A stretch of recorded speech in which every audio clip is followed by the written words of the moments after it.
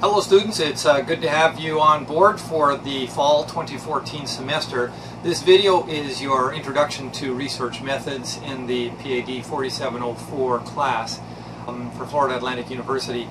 I call it Module 0 because Module 1 starts with the beginning chapter of the book.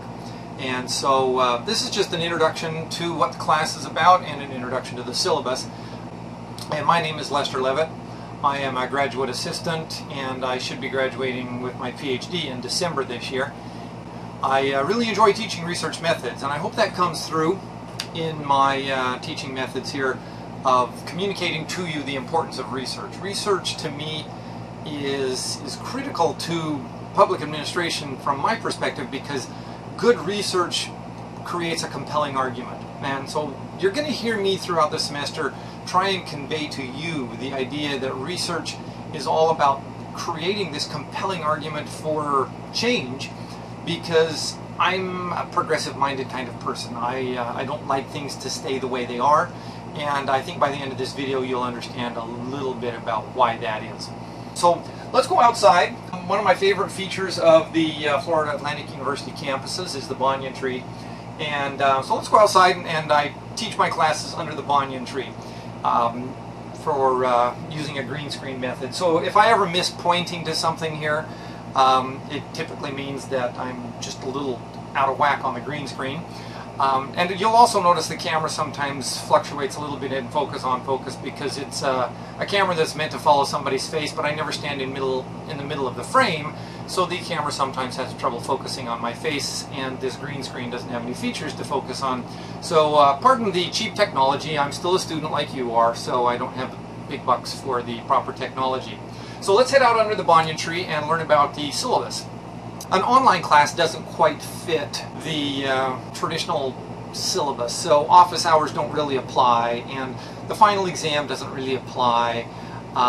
So these are very broad dates. We go from August 18th to December 12th, but as you'll see as I work through the syllabus here, that we're going to try and get you through a little bit quicker. And some of you who don't have trouble with the material will probably end up being done before Thanksgiving, and I'm going to work with you on that regard. Because when you see the calendar, you'll see how close Thanksgiving actually is to the exams. And so you might as well finish this class so that you can focus on your other exams and final projects in your other classes.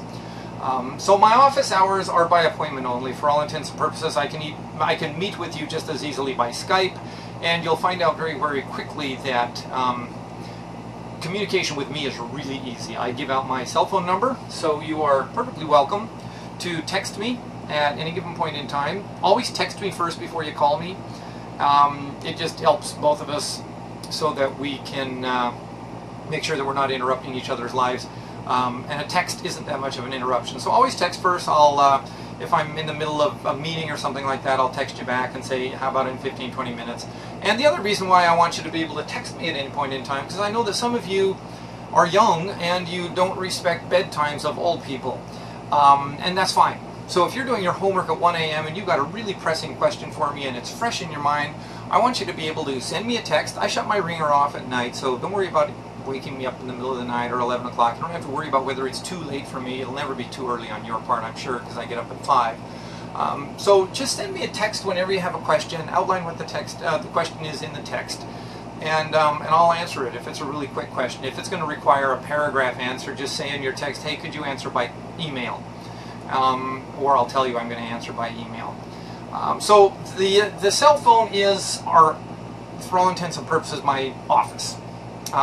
And I want you to think about me always being in my office and you always being able to stop by my office by sending me a text at any given point in time. You'll also find out in assignment number 1, 2, and 3 that a lot of your assignments can be sent in because it's about diagrammatic modeling. A lot of your assignments can be sent in by snapping a picture of a hand-drawn diagram on a paper, and you snap a picture and send it to me by text, and your assignment is the diagrammatic part of your assignment is already submitted, and you just need to submit the written part of the assignment.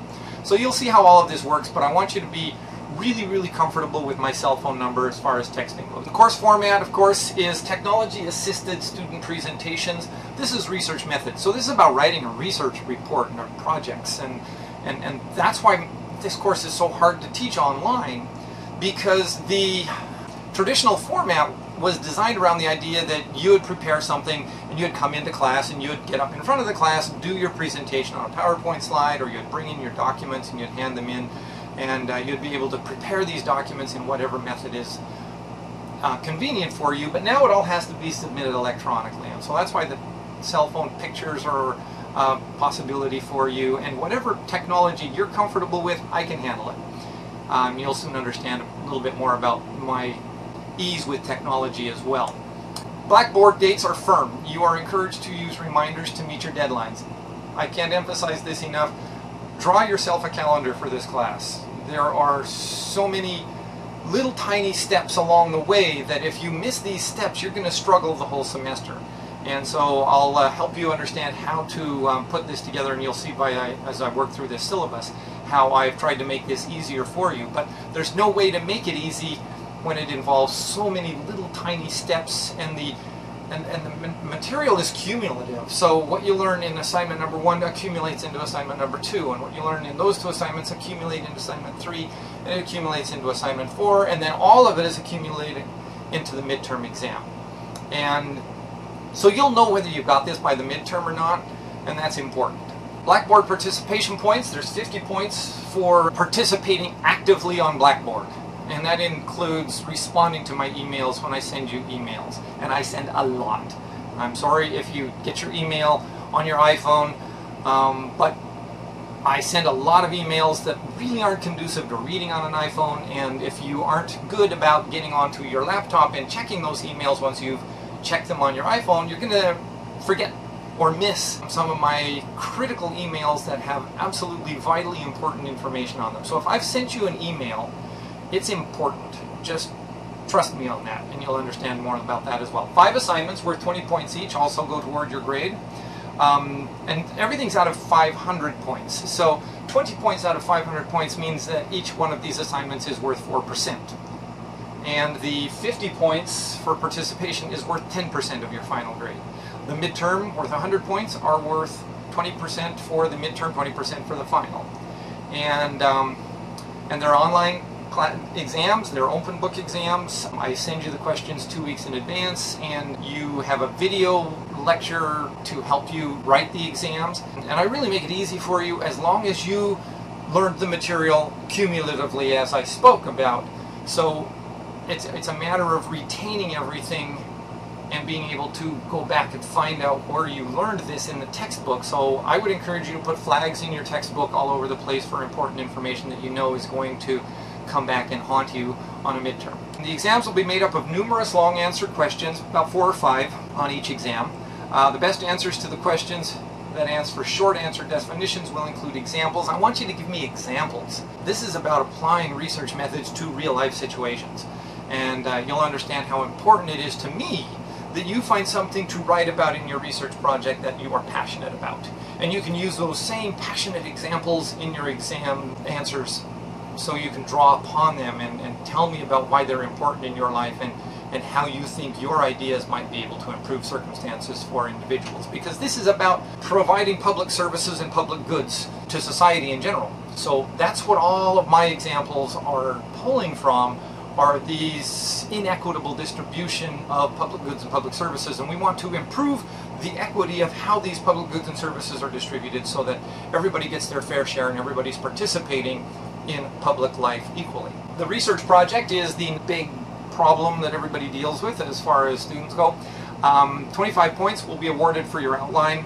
10 points will be awarded for meeting written submission deadlines. And that's in 3 parts, 3 points, 3 points, and 4 points for timeliness, I call them. 40 points will be awarded for your almost finished draft. I used to call this the first draft, but students used to misinterpret that to say, oh, okay, it can be really shoddy. No, it can't be really shoddy. It has to be almost finished, because it's worth more than the final submission. 40 points are awarded for the almost finished draft, and from the almost finished draft you have to do your presentation, which is worth 50 points, and then from your class presentation and the feedback that I give you on that, and the almost finished draft and the feedback that I give you on that, you complete your final draft, which is your final research paper, but it's only worth 25 points. So I need you to understand where the emphasis is in writing your research project. It's on doing the bulk of the work before you do your presentation and as an almost finished draft. Okay, you have to have a C in order to get credit for this class and graduate. You can pass the class with a C minus, but before it is counted toward graduation, it has to be a C. So if you are, oh, I got these numbers wrong. These are 74%. I'm going to have to change this. 74% is a C, and 73.9% is a C minus. So I will give you makeup work to make sure you are going to get a C at the end of the semester.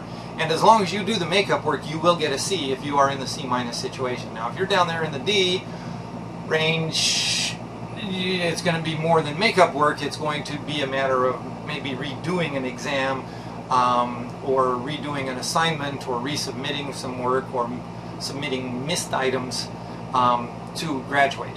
And I don't let people fail this class without bugging them to death. So if you're in the D or the F range, you're going to hear from me a lot, and as long as you keep responding to me and responding to my requests, you will pass this class. You can ignore me and fail, but that's the only way you will fail, is if you ignore my emails, and you'll learn more about me in that regard as it comes. Okay, now the important part of the syllabus is the timeline. I walk you through this. Because it's an online class, I don't let you presume that you're doing okay when you're really not doing okay. You have to work through each one of these weekly steps. So every Monday morning you need to get up, pull open this syllabus and say, what does Professor Leavitt want from me this week? And this will tell you precisely what I want from you this week. So on the week of August 18th, the week you should be watching this video, you have to watch this video, and you have to read Chapter 1 in the Adams and Lawrence textbook and the preface, and you have to download and review assignment number 1. Just the question. So do you understand what the question is for assignment number 1? But that's not going to be due until next Thursday. The assignments typically will be due on Thursday at 11:59 p.m. Blackboard is very, very strict about end of the day Thursday. Midnight on Thursday is not the same thing as 11:59 on Thursday, because Blackboard interprets midnight on Thursday to be 0000 hours on Friday. So at midnight, Blackboard's already thinking it's Friday. So 11:59 is your deadline. So if you're working really, really, really late, I would suggest you upload what you have, send me a text and say, I'm still working on it, and then send me the assignment at 12:10 by email. But get something in on Blackboard at 11:59 so that I know you bent the deadline, because I'm really soft that way. Blackboard is not, but I'm in. I'm a pushover, but Blackboard's not a pushover. So I have to work within the constraints that 11:59 is the end of the day Thursday, which is when most of the assignments are due until it gets way into November. Assignment number 2 is due the following week. The week that starts on Monday, September 1st, has assignment number due on Thursday, September 4th. So that's the way these deadlines work. Like I mentioned, I suggest that you get a calendar like this. You can print them off on the internet, just go blank September 2014 calendar, and you'll find something that you can print out and do one for September, October, November, December. And don't miss any deadlines. Write these syllabus deadlines down so that when you look at a calendar for a week, you can say, oh, okay, this and this and this are due. This is coming up. And that's the important part, is that when you're on the week of September 8th, you're going to be able to see on this calendar what's coming up on September 18th for the assignment when it's due. So that's why I suggest you get these printable calendars. When we get into week 6, the midterm exam questions will be available, and that includes Module 9. The exam will be tested on Module 9. You write the exam on Wednesday, October 1st. You don't actually write the exam on Wednesday, October 1st. As soon as you get the questions, you start writing the exam in a Word document, and this will be made very clear in the exam review video. But the way I do my exams is you get the questions about a week, week and a half in advance, and you start answering them in a Word document, and then on Wednesday, October 1st, if you leave it that long, all you do is you open up the exam on Blackboard and you cut and paste question 1A into the answer box for 1A, question 1B into the answer box for 1B, question 1C, and that way I don't have to worry about whether some of you are lying to me about Blackboard crashed or the Comcast guy came out and cut off my internet and I wasn't able to finish the exam. I really don't care why your internet broke down, because if Blackboard fails in any way, shape, or form, you're going to have a Word document that you can email me and say, oh, okay, here's all of my answers. It really doesn't matter that Blackboard crashed, because you'll have a Word document first. So don't answer these questions on Blackboard. Answer these questions in a nice big Word document. But to make my life easier as a professor who has to mark 11 long answer midterm exams, I want them in the Blackboard format so that I can actually give you feedback on a 1A basis on what you did wrong on 1C, what you did wrong on 1D, and you can see how many points you lost on every one of the components. Blackboard makes that easy for me, so that's my first choice. But if whatever reason you need to make an excuse about Blackboard shutting down, I need you to have your Word document to send me so that I know that you're not trying to pull my leg. So midterm grades will be available on Tuesday evening, October 7th. And students who scored less than 80% on the midterm are strongly encouraged to make an in-person appointment to meet with me that week, because if you'll notice, on October 10th you have to make a decision as to whether you're going to withdraw from this class and not get an F, because if you miss the deadline for withdrawing, nobody can do anything about it. You're going to be assigned an F, and an F is far, far worse than getting a W. And so if you got 70% on the midterm, that's a C minus. If you got in the 60s on the midterm, that's a D. If you're not really understanding this material, you come in that week, I can make sure you understand the material, and you and I can go forward knowing what you didn't understand, and that allows me to help you and make up for it. And if you get in the 60s, I'll probably even let you rewrite the question that you bombed on the midterm and bring your grade up. But if you don't see me the week of October 6th, we lose a lot of options as to what we can do to save your grade. Okay, software application. Module number 12 is a tough one. You'll see I'm awarding participation points for taking surveys and doing little quizzes, and basically it's my way of making sure, number one, that you're checking your email, making sure, number two, that you understand a very, very, very, very, very important deadline that's coming up. And I'll give you 5 participation points for just saying, yeah, I understand that this is a very, very, very important deadline coming up. So that's really important to me to have this kind of feedback. And so I give participation points for that. As it relates to assignment number 5, which is a really, really complex assignment only because of the technology that it relies upon, I want you to do a survey to let me know that I really don't get the technology, because it's not going to be a problem with the research methods, which is what this class focuses on.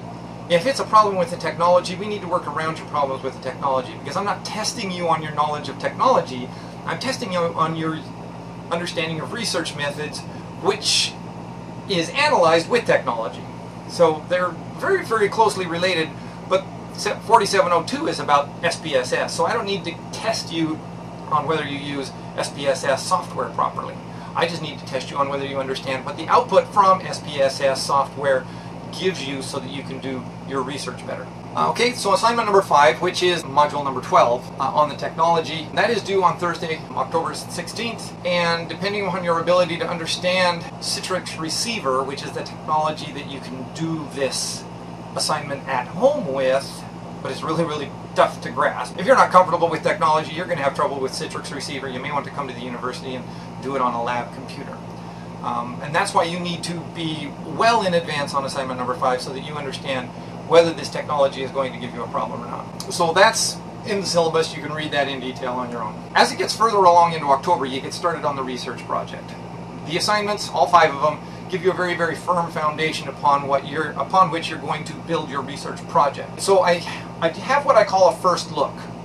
It's only worth participation points to get the first look document into me. I'm not going to grade it, and I'm not going to spend a lot of time on my part into reading a lot of documentation. But I can tell just by giving an assignment a first look as to whether or not you're going to do okay on that assignment. And that starts with the outlook. So the first look research project on your outline is a 2-page document, and it's worth 5 participation points to get that into me. And if you don't get it into me, you just miss out on 5 participation points, which is not a big deal. It's 1% on the whole final grade. But what you really missed out on is the opportunity to score far, far better on your actual outline, which is worth 25 points. Because if you give me the first look document on the week of October 13th, and I get it back to you on the week of October 20th when you actually have to submit your research project outline, the first look will probably make a difference of 7 to 10% on most students' outlines. The feedback that I give you on your first look will increase your grade by 7 to 10% on most average. Research project outlines will be returned with your comments on week 11, and from that you have to start writing the almost finished draft and your presentation. And so that's where things get really complicated. By week 13, you'll notice that you are done all of the lectures. If we were a classroom-based class, on the week of November 10th, there would be really no reason to come to the campus, because all of the textbook reading is done, all of the video lectures are done, and all you're going to do for the entire month of November is write your research project and do your presentation. And your outline is even back to you, so you know what you're going to be writing about and you know whether you've picked a really good topic. So the entire month of November can be really accelerated if you want to get this done, and that's why I said you can get done by Thanksgiving. So the final report on your research project isn't due until December 1st, and that's a week that there are no more classes. So when you leave for Thanksgiving, you don't have to come back to classes. You're coming back for exams on December 4th or something like that. So my perspective as a student is, my gosh, why don't I have everything submitted and my final exam written on Wednesday so that when I leave for Thanksgiving, this course is out of the way. All you can have to focus on when you come back from Thanksgiving are all your other courses, because you're not going to have to deal with this one anymore. This is what you have to do in order to finish by Thanksgiving. And here's your Thanksgiving holidays, 27th and 28th, 29th. The research project is technically due on the 1st, the day you get back from holidays, which is never good, but that's just the way it works. If you push everything right to the deadline, that's what you're going to be dealing with. That's why I say get it done on the 26th. And the final exam is on the 10th, but you're going to have the final exam questions on the 20th. So if you really work hard in November, you're going to be done. And like I mentioned, the last video lectures are done before November 1st. That's it for the syllabus. Now we're going to talk about research methods and what you do with research methods. My first research project was as an undergraduate. I did my undergraduate degree in multimedia journalism, and so my capstone project required me to get out there and do some reporting on what I saw. And it ended up being a participant observation research project, and it also ended up getting me my accepted into the PhD program. And so my research started with me becoming known as the white guy on MLK Boulevard. I got involved specifically with MLK Boulevard in Miami, and I got involved with the Teccolsi Center. The Belafonte Teccolsi Center is the oldest continuously running community organization in Miami.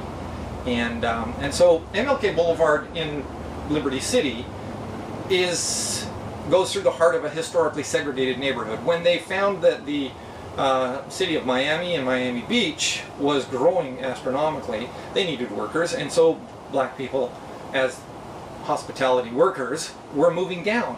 And the only place, because there were deed restrictions on where black people could live, they were all crammed into Overtown. Well, the solution was in the 1930s to build Liberty City. It was a Liberty Square housing project so that they could upgrade the housing. And of course it was 5 wealthy lawyers who funded this, and they funded it with grants from the government, so they became landlords of this enormous housing project, which was phenomenally better than Overtown was at the time. But it was, of course, the 1930s, and it was segregated, and then the people who were actually fairly close to Liberty City said, no, no, no, no, no, we need a segregation wall. So if you go down to Liberty City, you can still see the footings of the segregation wall. So it was an interesting place for me. I had never been exposed to anything like that.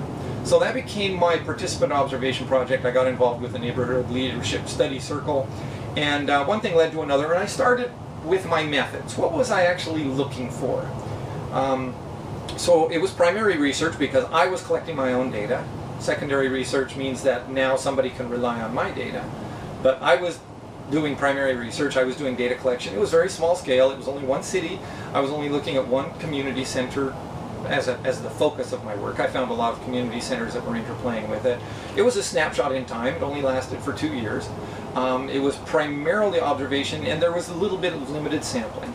The problems with the research that I did is that it had no comparative data, because I didn't know what MLK Boulevard in Pompano Beach was like, as detailed, so that I couldn't compare Pompano Beach MLK Boulevard to Miami. Also, Pompano Beach wasn't historically segregated like Liberty City was.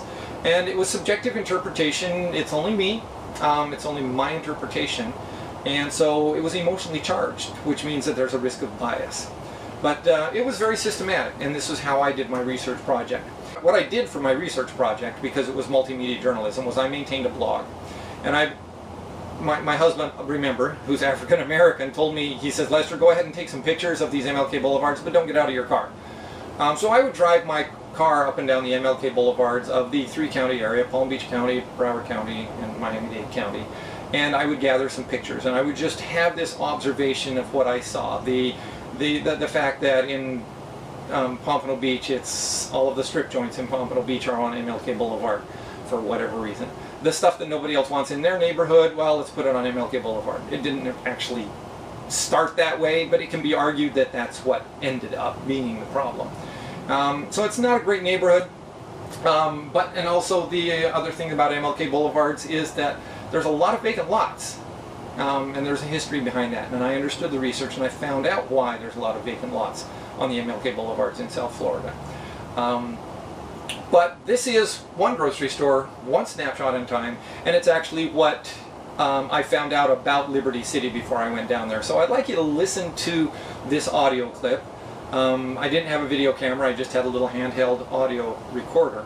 And it's very telling about research when you listen to the voices. I could have gone to the Uptown Market and I could have written down the conversations and I could have typed them into my blog. But how much would have I missed out of this conversation if I would have done that? And I want you to listen to this conversation while imagining these are the men, these are the actual men. After I recorded it, I asked them if I could take their picture, so I went across the street and I took this picture. So these are the actual men that I was talking to.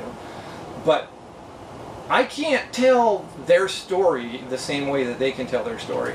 And I can't talk about Liberty City the way that they talk about Liberty City. And I can't talk about the problems within the black neighborhoods the way that they can talk about the black neighborhoods. This is the importance of research methods. Because if you need to, if you avoid your own bias, then your research is far more powerful. And how you avoid integrating your personal bias into your research is the most important thing that you can learn. So listen to this audio. I talked to a guy named Smokey. I don't know if you know Smokey, but I caught Smokey down in front of the Sunshine Health Clinic, and I said, well, next I'm going to go to Liberty City, and he goes, wouldn't you rather go to Richmond Heights? So you're from Liberty City, but you don't want to go there. You don't want to go there. I've worked with nonprofit organizations. For, I'm actually going for my master's in nonprofit and management. And I've dropped off the freeway there, and I went down to the community center, which is right on the Metro Rail. Yeah, but, you know, you go down to Liberty City, man, be careful. Yeah, be careful. You go to Liberty City, be careful. Yeah, people have told me not to pick a crowd in front of a store and stop and talk to them there. You might want to individualize down there. Don't do it. I think I'll stick right to the community center and get them in the front lobby. If you do, take a couple of black guys with you, you know what I mean? That's where you might stand a chance. Maybe I'll take the guy from Muncie, Indiana. He might be my... that way you can ask questions, you know. How about Overton? What's the Overton area like? Not that bad, but it's kind of that same center.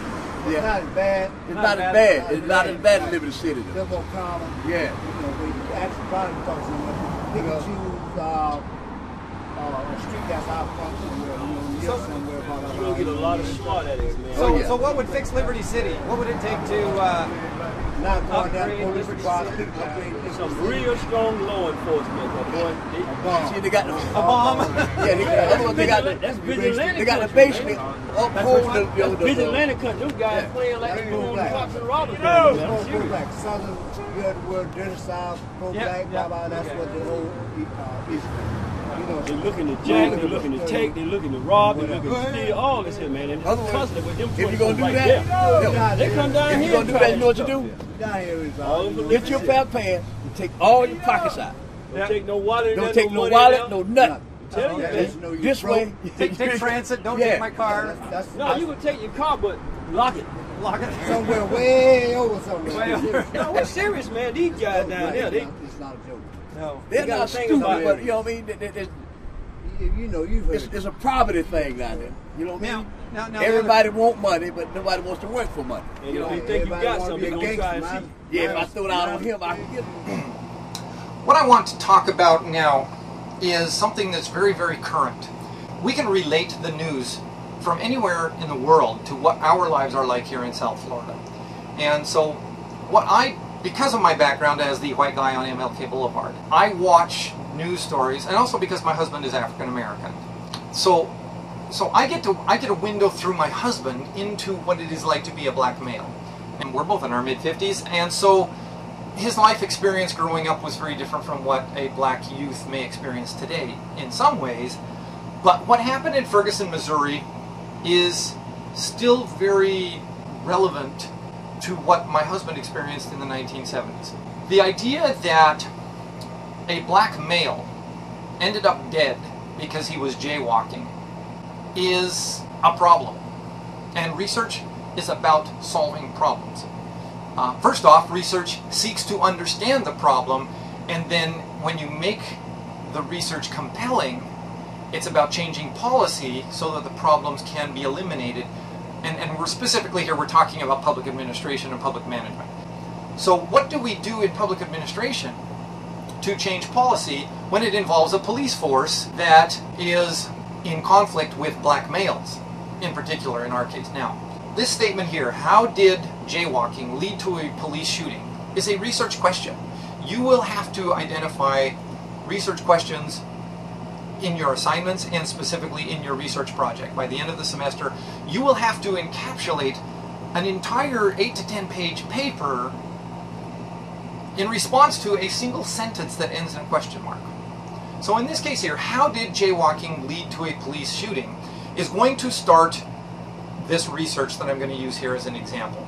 Before you even start reading the textbook, I want you to understand this is the kind of question that is going to be on the midterm. I will give you probably a page-long preamble that sets up something that's very current in the news and probably very relevant in the lives of some of you students. And this is how I ask the question on the midterm, is exactly how I'm going to present it here. So I want to present this now in the introductory video so that you'll understand what you're going to encounter in the midterm. If you haven't been following the news as it relates to Ferguson, Missouri, number one, turn on your television set or open up Huffington Post or your favorite news source and start reading about it, because you should understand what's happening in Ferguson, Missouri. But just in case you didn't hear about this, an 18-year-old young man, freshly graduated from high school, already enrolled in college, was walking down the yellow line of a residential road in Ferguson, Missouri. And he ended up being shot dead. So did his jaywalking cause his death? And if it did, why did jaywalking in a black neighborhood lead to the death of a black teenager when white kids can walk and jaywalk in white neighborhoods and probably not end up in a confrontation with a police officer? This is what research asks, and this is what research sets out to understand. So how are we going to understand this? Well, first thing we're going to do is we're going to model it. And this is what assignment number 1 is about, and assignment number 2 as well, is about how to create a diagrammatic model of this research. X is known in research as the independent variable. And Y is the dependent variable. We are always interested in Y, not why. Why? We are always interested in the dependent variable. What is it dependent upon? In this case here, we are looking at the rate of violent crimes, because my hypothesis here is that it had nothing to do with jaywalking. What it had to do with is the enforcement of low-level crime. The enforcement rate of low-level crime in a black neighborhood is astronomically higher than it is in a white neighborhood. Okay? So we're looking at the enforcement rate of low-level crime. Jaywalking is a low-level crime. Throwing a rock in a window is a low-level crime. It's vandalism. Especially if it's a small window. I mean, it's probably a little bit more serious if you did it with the intent of breaking into a liquor store, but as far as throwing rocks at a window in an abandoned building, where there's already 15 broken windows and you're throwing a rock at the 16th pane of glass that is left unbroken, and you're going to go to jail for that. That's a low-level crime. Somebody else threw 15 other rocks and broke 15 panes of window, and all you wanted to do is just break that last pane of glass that's intact on this abandoned building that's been abandoned for 30 years. That is what somebody argued in 1982 was the best way to solve violent crime, was to focus on low-level crime. So the story that I read in the news that brought this to light, that was resurfacing as a result of the Michael Brown shooting in Ferguson, Missouri, was this article here, Breaking Down the Broken Windows Theory. Broken Windows theory is research. Just by the word theory, you understand that somebody did research on this idea that if you enforce prosecution for low-level crime, then you're going to have safer streets all the way around. Violent crime is going to go down. Murder rates are going to go down. Armed robberies are going to go down. Because if you teach, well, for lack of a better word, let's just say if you teach young black males that crime has consequences, then they're going to, what? And that's the question. The theory is, if we enforce low-level crime, especially in black neighborhoods or poor neighborhoods, the research done in 1982 suggested that that is a very, very effective way of taking down the rate of violent crime. Problem is, it's been 32 years since this theory was proposed, and New York City just jumped on it, and Los Angeles jumped on it, and these police chiefs all over the world have jumped on this idea that the broken windows theory is a way to take down violent crime in your cities. But what current research is arguing is, look, forget this. This theory is debunked. So now we are in public administration. This is what you're going to do for a job. If you graduate and get a job in public administration, you have studied 4 years and got a bachelor's degree so that you can go into a job environment and do this kind of explanation to your coworkers. Because if you are the one who is experienced in doing research, they're all going to look for you to explain why this is right or why this is wrong. Shall we stick with the broken windows theory, or shall we abandon it? And my argument is, what just happened in Ferguson, Missouri is a really, really, really good argument to abandon the broken windows theory. Why? That's what we need to show. So first off, we have to understand what a theory is. Theories tell causal stories. What causes this to happen? There can be many, many causes. Theories explain variation. Theories generate testable hypotheses. Theories take different forms in different disciplines. An economic theory is very different from a sociological theory. And in the social sciences, we work with theories in a different way as well. That's why you're taking this class, because the way we work with theories is different from everybody else. We're studying from a psychology textbook, but my lesson plan adapts that to social sciences in general as it relates to public management questions. So a testable hypothesis is, the hypothesis can be compared, or hypotheses if it's plural. Make sure you understand, hypothesis is singular, hypotheses is plural. The hypotheses can be compared with the facts, making the theory potentially falsifiable, and we're going to understand this a lot better as we get into the text.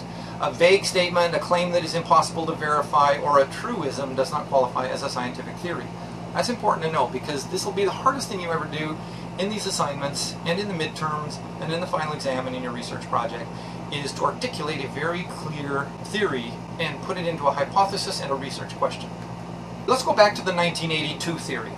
The 1982 theory stated that the enforcement rate of low-level crime would be correlated to, or cause. Now that's a very, very problematic word to use, so we're not going to use cause. We're going to use is correlated to. So that's what this double arrow equal sign means in this class for all of my lectures. I will use this to mean X is correlated to Y. X was my independent variable, the enforcement rate of low-level crime, and Y was the rate of violent crimes. And remember that X in this diagram here does not cause Y. We need to get away from the word cause, and I don't want you to ever put the word cause in an assignment or a research project. Just forget that you ever learned the word cause as it relates to these diagrammatic models, because all we're going to talk about is correlated to. Now, once you do your research, or once you expand your theory, and once you've argued very, very clearly about all of the mechanisms that come into play, then you can argue in your conclusion that you have identified the cause. But until you have identified the cause with research, all I want you to use is the word correlate. X is correlated to Y. So in 1982, they argued that the enforcement rate of low-level crime, if you increase the enforcement rate of low-level crime, it would decrease the rate of violent crimes.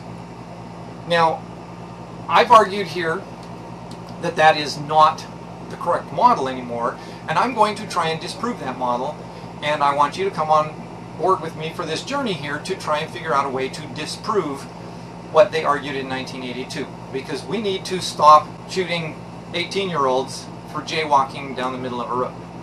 Okay, that's a problem, and we need to figure out a way to train police in a different way so that they don't do that anymore. So X is correlated to Y, but instead of saying that it's Y is correlated to a decrease in violent crime. Let's say that the enforcement rate of low-level crime is correlated to a decrease in the respect for and trust of police. Because really what happened in the Michael Brown case, Michael Brown might have been a little lippy to the policeman, his friend, I believe his name's Dorian, admitted as much. He said, you know what, we're less than a minute from where we're going. Let us just walk down the middle of the street. There's no cars coming except for you. So yeah, he got a little lippy. But should he get shot for being lippy? No. So, and why did he get lippy? Because in Ferguson, Missouri, they have very little respect for and trust of the police. I'm going to argue that Michael Brown is dead because the police in Ferguson, Missouri have done nothing to earn the respect of young black men who live in Ferguson, Missouri. And everybody else in Ferguson, Missouri doesn't trust the police because of how they're treating their young black men.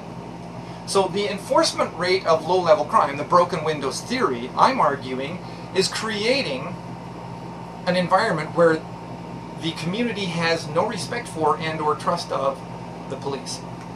Now, we're going to argue here, and you're going to see this diagram over and over and over again, that has not only one independent variable, which I'm calling my x1, but there's intervening variables. And so we're going to start identifying them as x2 and x3. I'm going to argue, and this is going to get really complicated here, so I'm just going to breeze through this really quick. x2, which is an intervening variable, that also comes into play because it's not as simple in social sciences as one independent variable is correlated to or causes the dependent variable to go up or down. It's also related to a disparate treatment, I'm going to argue, in this case here, that this lack of respect for and trust of police is also correlated somehow, some way, to a disparate treatment of minorities. So St. Louis County is 80% white, and it's only in the far north section. If you look at a map of St. Louis County, it wraps around St. Louis. And if you look at a clock from about 12 noon to about 6 o'clock, everything from about 10 and a half on the clock down to the 6 is all white. I mean, like, alarmingly white. And so all of the government of St. Louis County is controlled by this 80%. Let's face it, if it's a representation by majority vote, St. Louis County is always going to elect people who favor the rich 80%. And the 20% that live up in Ferguson and the other little communities in North St. Louis, well, let's just say they don't get the same respect. So this disparate treatment of minorities, especially in St. Louis County, also contributed to this lack of respect for and trust of police. Historical patterns of oppression, if we look at the St. Louis riots of 1916 or 17, the disparate treatment and the oppression of blacks in St. Louis and the surrounding area has a long, long history that goes all the way back to the antebellum South. So these are intervening variables that also impact that. So research is, I don't want you to ever get more complicated than this. This is about as complicated as I want any of your research projects to get. But what I do want you to understand is at least this much. And so I want you to be able to argue and defend your theory as it relates to maybe 1, 2, or 3 variables that will impact your dependent variable. Okay, one way that you do that, and we're going to study this in depth in one of the chapters of the book, is how to do descriptive statistics. Descriptive statistics is something that helps you describe your population of interest. Our population of interest in this example here of the Michael Brown murder is a population that is impacting the prosecution rates of young black males. But our population could look at the police force. Our population of interest could include young black males. It could include the entire population of Ferguson. It could include the entire population of North St. Louis, which is predominantly black. So we have to identify and describe very accurately our population of interest. How do we do that? Well, we send out surveys. So I'd like you to think in terms of what you would ask in a survey. If you could identify your population of interest, or if you could identify a population where you would find your population of interest embedded into that population, you would send out a survey to find out in this general population and describe the population of interest as a subset of that big population. And you'd do that by sending out a survey. So in this case here, we would create a cross-tabulation to learn something about this and describe our population of interest. in this cross tabulation here, which comes from the SPSS software that you're going to have to learn, and this is assignment number 5, the identity that we're looking at here are people who have identified themselves based on whether they graduated from high school or college. So we have 3 different identities: less than high school, or a junior college or more. And we're going to describe those 3 subsets of the population. So this population here is United States wide. It's called the General Social Survey. It's GSS. And it's done every year, and they have hundreds and hundreds of questions, and they send it out to the United States in a huge population. In this case here, 1,404 people responded to this survey, and it's a truly randomized survey. So this is a very representative sampling of the United States as a whole, because the sampling techniques they used were very, very scientific, which makes it a very representative survey with 1,400 people responding. Out of 1,400 people who responded, they self-identified by whether they graduated from high school or college. And then they describe themselves by saying, do you use a computer, yes or no? We have a description of this population who use a computer based on their education level. That's what a cross-tabulation gives you, and it's very important to be able to understand these numbers. So now let's go to our question about this population of interest in Ferguson, Missouri. First off, we're going to ask this population to identify themselves. So I'm just going to go a 5x5 cross-tabulation. You don't count the total column down the right-hand side, and you don't count the total row across the bottom. We've got 5 identities: white, black, Latino, or Asian, or other race or ethnicity. So that's the identity across the top. And then we're going to ask another question. The second question on our survey is going to ask them what their interaction with the law has been as it relates to low-level crime enforcement. Okay, so we're going to create 5 ordinal categories with this question as we ask them about their instances of low-level crime enforcement in their lives. So I will ask you to describe a question that will establish the identity of your population of interest. In this case here, the question would be, out of the 5 categories below, which best describes your identity? White, black, Latino, Asian, other race, or ethnicity. Next question on the survey, and this will be a midterm question. How would you ask the question that would render the magnitude in an increasing manner? That's ordinal data. How would you ask this question that would provide these answers here? The way I would ask the question is, in the last 5 years, how many times have you been stopped for low-level crime enforcement? Never been stopped. A couple of times, 3 to 5 times, 6 to 10 times, 11 stops or more. Low-level crime enforcement can be, and you would put an example in the preamble to the question: stopped for a taillight out on your automobile, stopped because your windows are tinted too dark on your automobile,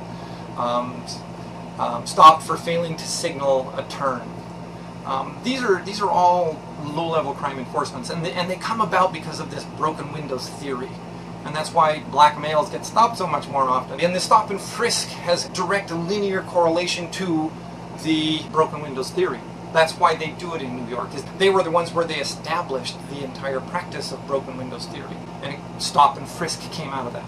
By the end of the semester, if you came back and you watched this little section of the introductory video, you would have a far better understanding of what I just described. This may seem a little vague, and it may seem really, really complicated now at this point in time, but I gave it to you so that you'd know where we're going to end up. Now you're going to read, 14, 16 chapters in a textbook, and you're going to have weekly lectures, some two lectures a week, and you're going to understand where this all comes from and how we build what I just described to you, so that you can put what I just described together as it relates to your own research interests and put it together in your research project.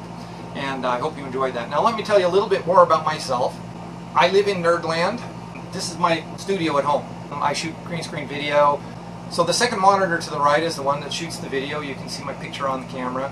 The far right 2 monitors are the ones that are connected to my laptop. I have an iMac computer that has 2 screens, and my iPad has this screen up here. And this is my husband's computer. He mixes music for an online streaming source where people listen to his music. He has also an incredible understanding of computers as well. So whatever you send me as your technology to answer these assignments, however you send it to me, I can process it and work with you in that regard. But this course will require that you use technology of some kind in order to do a in-person or videotaped presentation. An audio file would work on your PowerPoint presentations, and all of this I'll explain as your assignments come due as to how you deal with the technology. I don't want you to be worried about it, because any kind of thing that you can put together I can interpret on my end. I was an activist before I returned to university. As you probably heard already on the video, I referred to my husband, but I haven't always been as comfortable as a gay man as I am now. I was married to a woman for 25 years. I have 4 grown children. My baby is 24 years old this year, and my oldest is going to be 32. So when I came out of the closet at the age of 45, 46, I went on the activist circuit, and I wrote my memoirs, published a book which got noticed by somebody off-Broadway in New York City, and they told the film crew about it. They were trying to do an A&E network documentary. So they came out and filmed us, which got me noticed by the Mormon Church. I was born and raised a 7th generation Mormon, so my great-great-grandfather had 3 wives and 26 children. And so the Mormon Church didn't like the idea that I had written in my memoirs that I was born gay, and that I'd had a documentary film crew actually record that and put it on the A&E network. And so I was excommunicated. So we protested in Salt Lake City. My husband and I got married 5 years ago in Connecticut. And every time Brother Micah comes on campus on the free speech lawn, I have scouts out around campus through the LGBTQ Resource Center, and they say, "Brother Micah's on the lawn." And so I head out there and I ask Brother Micah how many heterosexual marriages have been dissolved as a result of my husband and I getting married in Connecticut 5 years ago. And he hasn't done his research, I guess, because he doesn't have a proper answer for me on that. But I guess he probably should take this research methods class so that he can actually try and find out whether there's a causal link between my marriage to my husband and the dissolution of heterosexual marriages. So that's what this class is really about, and that's why I share this with you. When people argue that behavior A causes consequence B, they have to be very careful, because it can be causation, or it can be correlation, or it can be bias from an unknown cause. And so this is where research becomes very important. If you're going to make a claim, like Brother Micah does, make sure those claims are backed up by sound scientific research, and that's what we're going to learn this semester. If you Google my name, there's literally thousands and thousands of hits because I, over this whole issue, and as an activist, the Associated Press actually picked up a story about me during the Prop 8, and the Associated Press story starts with my name, Lester Leavitt. So you get lots of hits if you Google my name. But that's really why I'm in the PhD program, because of that background in myself, and because of my need to understand. As one lady told me when I was an activist, she said, "Lester, you need to figure out how to create light, not heat." And protesters are good at creating heat. Our goal is to disrupt. But that's heat. Creating light is actually changing minds, changing narratives, and good research supports claims. And if you're going to make a claim and say, you know what, I think that narrative, don't blame people for their opinions, blame narratives. That's what my research is all about. I don't point to my 5 brothers and sisters who alienated and became estranged from me over Prop 8. I don't blame them for not being in my life anymore, because it's the narrative that they subscribe to that makes it impossible for our lives to have any shared ground. So I always attack narratives. The narrative that says this person is the way they are is something that can be supported by research. So good research helps you change opinions, change narratives, and that's what this is about. So making research relevant and practical is important. Why are atheists the most reviled group in the United States?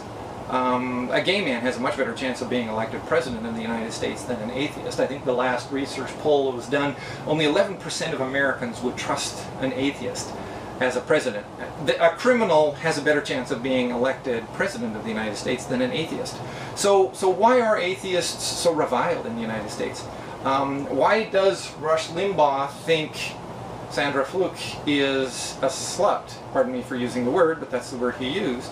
Just because she wants birth control available to women. Why do police patrol inner cities with more regularity for drug possession than they patrol nice suburban neighborhoods? Because the drug use statistics show that rich people use drugs at the same or higher frequency than poor people use drugs, but the police are patrolling the inner city and putting inner city residents in jail at 5, 6, 7, 8 times the rate that they put suburban people in jail who use drugs for the same frequency. So why are immigrants so reviled by some people in the United States? Why are these narratives about immigrants so oppressive? Why are we so afraid of immigrants? Why do we need to have a fence on the border with Mexico? So all of these issues are research. These are policy decisions in the United States that are based on research. So we're talking about causality now. Well, I read Salon.com. Joan Walsh founded Salon, and she wrote a book called What's the Matter with White People? The subtitle is Why We Long for a Golden Age That Never Was. What she talks about in the book is this idea that in the 1950s, the middle class had just exploded. Everybody started moving to the suburbs to buy a brand new home. They all drove a brand new car. But notice what I said there. All. Everybody moved to the suburb. Everybody brought a brand new car. Well, who did that? Well, not everybody. Some lucky people did. And so that's why she calls this golden age that never was, because it was portrayed on TV that everybody was a June and Ward Cleaver from the TV series Leavitt to Beaver, who lived in a suburban brand new home and had a brand new car, and Ward worked every day, and June was in a nice dress with pearls every day, wearing pearls every day when he came home, and supper was ready and they ate as a family. And this was the golden age that never was, because not everybody could afford a new home in the suburbs. Not everybody could afford a brand new car.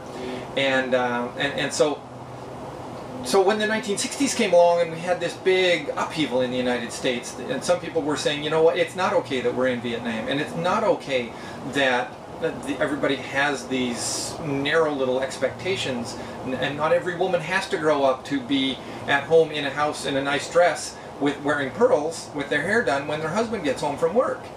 And so what Joan Walsh gets at in her book, and it's on the back cover, is she writes that changes in the 1960s pitted Americans against one another politically in new and destructive ways, while economically everyone fell behind except the wealthy. The main point here is right-wing culture warriors blamed the decline on the moral shortcomings of other Americans. Blacks are causing this, feminists are causing this, the gays are at the root of this, immigrants, union members. So this blame is implying causality. So is there really causality? Did the changes in the 1960s cause all of this? Well, 1960s was certainly a violent time. On April 4th, Martin Luther King Jr. was killed. On June 6th, Kennedy was assassinated. And by August, the protests at the Democratic National Convention were deadly. And so this, there were certainly changes in the 1960s, but what caused this? By 1972, when Nixon won re-election with this narrative, amnesty, abortion, and acid, the changes were pretty much cast in stone. We were changing directions in the United States. While LBJ's Great Society was promising more equality and more social equity, whatever the fear was in 1968 had gained some traction by 1972, and we changed directions as a country. And it's interesting how the slogan actually captures that. Amnesty, abortion, and acid. Well, abortion meant that women wanted some liberation from being typecast. Acid meant that young people were willing to try some new and different things, and that they weren't willing to abide by the narratives of their parents.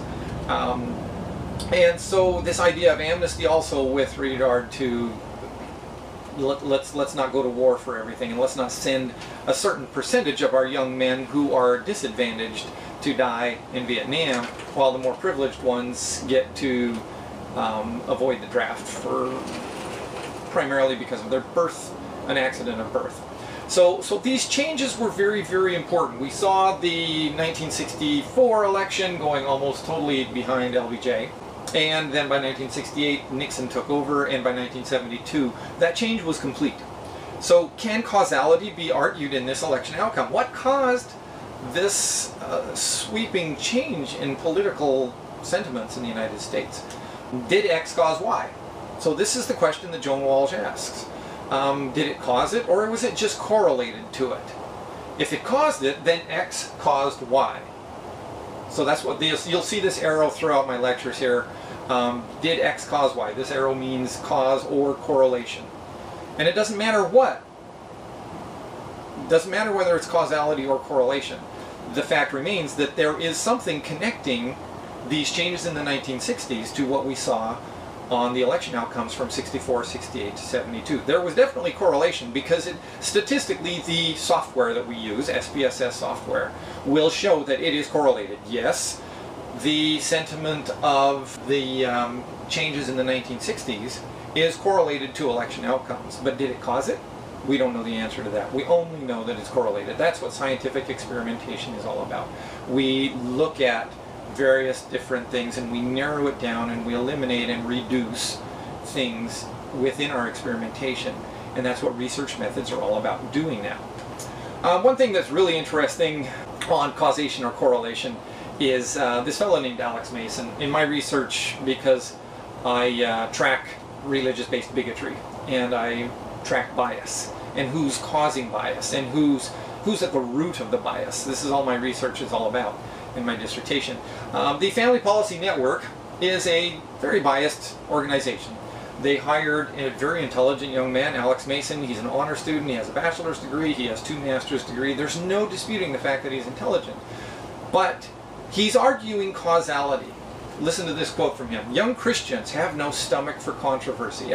First off, I need to tell you where I got this quote from. There was in the Christian Post, there was an article written by the title, "Why Youth Are Leaving the Church, Politics, Postmodernity, or Pure Rebellion." So Catherine Weber wrote this article, and statistically 6 out of 10 young people are leaving Christianity by the age of 30. Between their 18th birthday and their 30th birthday, 6 out of 10 young people are leaving Christianity. So Alex Mason is trying to say, what's causing this? Oh my goodness, we're losing all of our young people. So his research is meant to dig up and drill down and find the cause of 60% of all of the young people leaving Christianity. So he's arguing that this is because, this cause, he says, young Christians have no stomach for controversy. They've bought into the lie that truth can be different for everyone, which often means they become unwilling to tell their homosexual friend that his behavior is immoral, or their pregnant friend that an abortion would be sinful. Key word there is they've bought into the lie that truth can be different for everyone. Is there only one truth? Well, let's go. If there is only one truth, then research should be able to prove that, right? That's what Alex Mason is arguing, that there is only one truth. And so the Family Policy Network is struggling to change policy that favors the views of somebody like Alex Mason. So there is only one truth, according to their research. So they should have a capital T on this truth. And like I mentioned, in the United States, the atheist is reviled even above criminals, because a criminal can still be, in Alex Mason's mind, a Christian, which means that he has, or she has, the criminal has, the proper definition of truth according to their research. So they want a capital T on truth, they want there to only be one truth, and their research is all biased toward proving their truth. Now, their scientific methods leave a lot to be desired, because when you start your research with the outcome already decided, it doesn't really fall in the category of scientific research, because what you've done is you're saying, here's my truth, I want to prove it. and research doesn't work that way. So that's why I use that as an example. Another cute video, which I would encourage you to look up, came out during the Prop 8 campaign. And it argues, and what it really plays on is the idea of what I play with Brother Micah, is that my marriage to my husband in 2009 is bringing about the fall of and the demise of traditional marriages. So obviously if their research is showing that my marriage is causing the failures of heterosexual marriages, there should be an uptick in failing heterosexual marriages. And this video is a wonderful comic take on that, as well as meteorites falling from heaven, that we can blame that on the gays, and as well as old people dying, and so they capture all of this in the little video. So I encourage you to look it up. It's called "It's Because the Gays Are Getting Married." It's on YouTube. I changed gears on my research, and at the encouragement of my husband is African American, and he said, Lester, he says, we're not talking about gay rights here, we're talking about bias. And so it was through my husband's encouragement that I actually expanded my research to include bias. And bias is inherent in these two images here. During the 2012 re-election campaign for President Obama, Mitt Romney and his wife were running around the country, but during the primaries things got really ugly, especially from the likes of Rick Santorum, who was blaming everything on gays, and women who are willing to have abortions. And Newt Gingrich, who was trying to blame everything on inner city poor people because, well, blacks were going to be voting for President Obama, which was a problem. So we have to try and encourage black voters to vote Republican, and we've got all of these really good ideas like making inner city poor children clean the schools so that they learn the value of work. And I thought about that, and I thought, this is wrong at so many levels that Newt Gingrich would even say that children in elementary schools need to be cleaning the toilets. They need to have one janitor, and then they have the children who are on welfare learn the value of work by working under this janitor for free. So we're going to have the children, some children, only some of the children, the ones who are on welfare, have to stay after work and work with the janitor for free so that they learn the value of work. Because if Mitt Romney's wife stays home with her children, so the narrative goes, the causality is that this mother, who happens to have white skin and lives in a rich neighborhood, can stay home with her children and teach her children proper values. But this mother, who may live in the inner city, if she stays home with her children aren't learning any values. And so this is that argument, and so is there causality? Is being on welfare going to teach a child to not work? Is a child who is raised on food stamps not going to want to work? Are they going to be raised with the idea that I'm going to stay on food stamps the rest of my life? Well, that's the narrative. And so food stamps are causing shiftless inner city people who don't value work.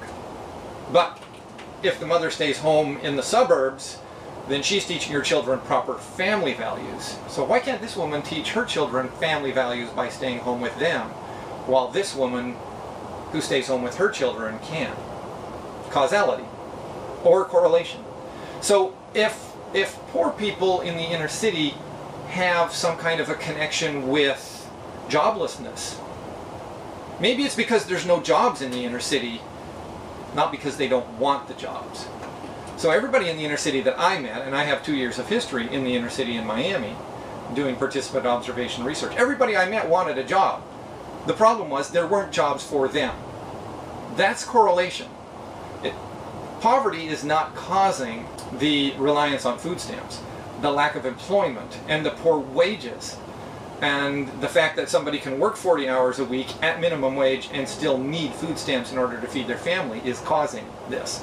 And so people try and argue with spurious correlations through their research what they want. So because they started their research with the end objective already decided, they did research that would correlate to that, and then they claim causation. So it's very important.